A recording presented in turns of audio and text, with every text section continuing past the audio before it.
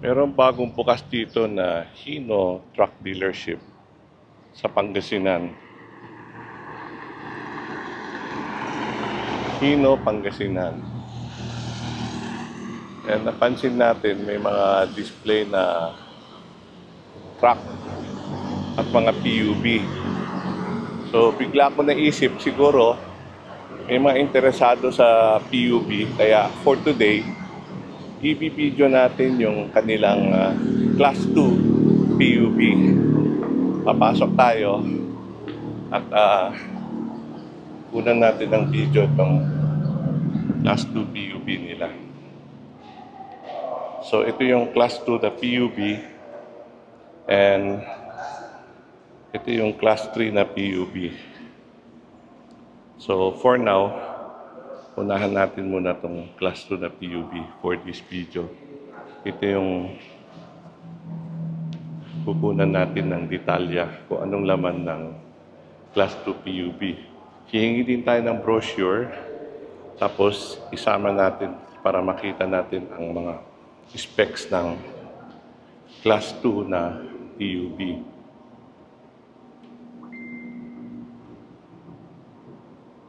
Okay.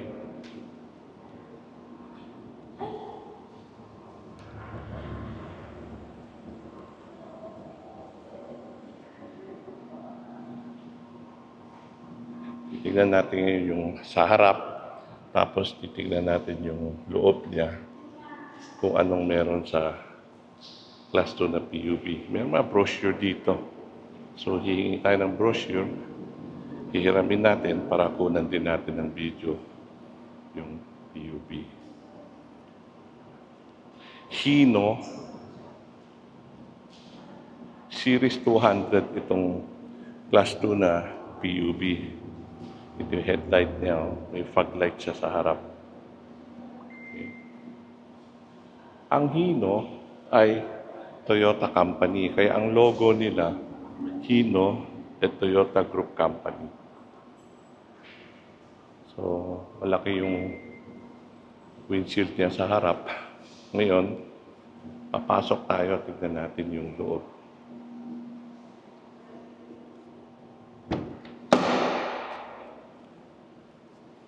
Okay. Yung pinto niya.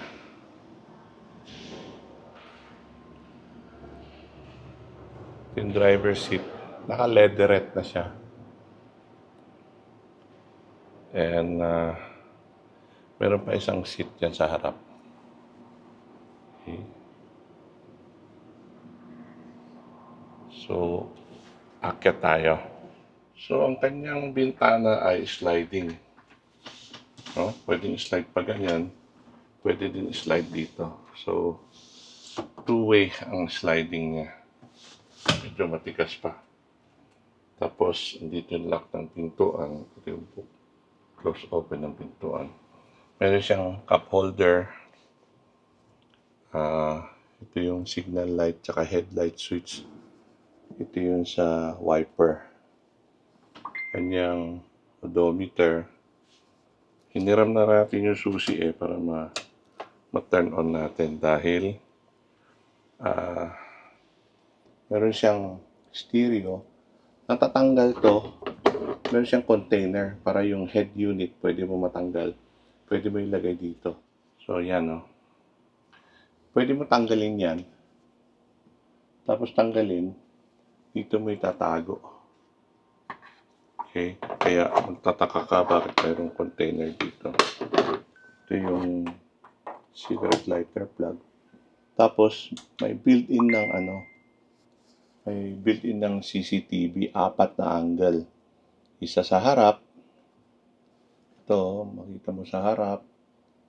Isa dito. And then isa sa likod.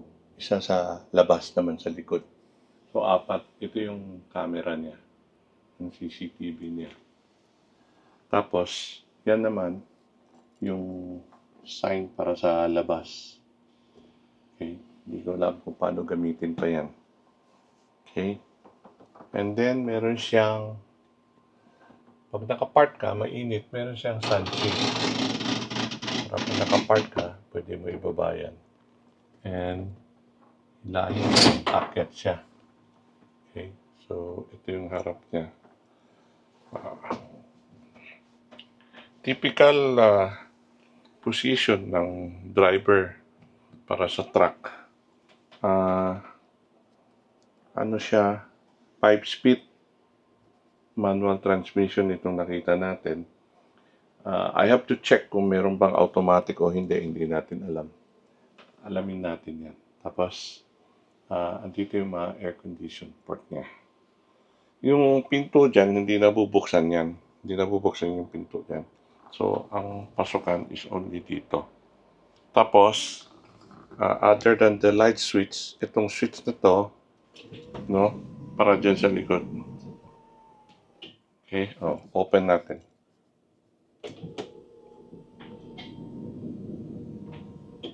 Close natin.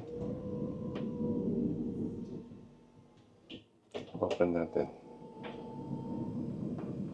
So, ito yung switch na open-close ng pinto. Sarado to, open to. Okay. May air condition yan nandito sa side. Papasok tayo sa likod at para makita natin. Ang capacity yan, no? 4,970 net capacity, 2,485 total passenger, 6 passenger. Yan. Ang gulong niya is 1, 2, 3, 4, 5, 6 lug nut. At ang size ng gulong niya, nasaan yung size ng gulong niya? 235 65R16C. Ito yung gulong niya. Okay. Diyan yung kung saan ka mag-fill up ng fuel. Ngayon, papasok tayo. So, 1, 2, 3. 3 step. Okay. Ito naman yung view. Okay. Meron na siyang kasamang fire extinguisher. At ito yung switch kung manual o automatic yung sa pinto. Kung gusto mo mag-manual, yan, pwede mo isara yung pinto. Manual. Kung gusto mo automatic, ito, adjust mo automatic. Now, ang PUB2, Class 2, ganyan ang configuration. Magkaharap ang mga pasahero. Pwede din standing. 5'10" and a half ako. And tingnan natin kung hanggang saan 5'10" and a half ako. So, turn natin yung camera. Okay. 5'10" and a half ako, eksakto. Eksakto sa akin. So, ganyan kataas. 5'10" and a half. Okay. Turn natin ulit. So, yan ang configuration niya sa loob.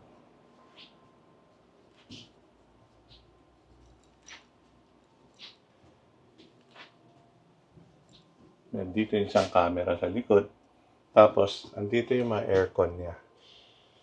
1, 2, 3, 4, 5, 6, 7, 8, 9, 10. Okay? Yan yung configuration ng aircon. Pwede din standing. Meron ng kasamang mga built-in na hawakan in case na may mga standing. So, 1, 2, 3, 4, 5, 6, 7. Meron ng 7 handle. And then, meron na siyang speaker na Pioneer. 3 yung speaker na Pioneer. Tapos may ilaw. Ito yung vent ng aircon. Okay, andito yung isang speaker. Tapos may ilaw siya. Okay. Dito may opening dito sa likod.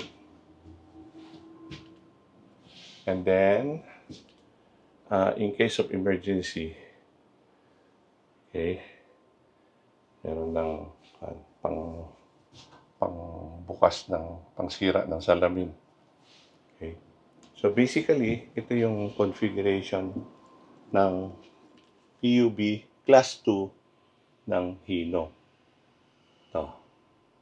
Maluwag-luwag naman para sa driver and maybe ito para sa conductor. So maluwag naman siya. Umaandar pa yung CCTV niya. Patayin natin.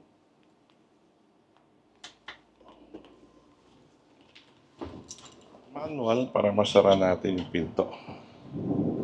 So, ganun siya. Okay? So, ito yung configuration. Ang aircon niya ay Denso. Plasma cluster technology. Okay? So, kukuha tayo ng brochure at kukunan natin ng video yung brochure niya.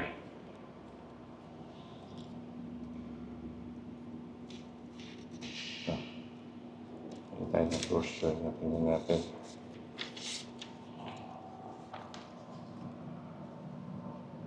Class 2 at kanyang mga specs niya.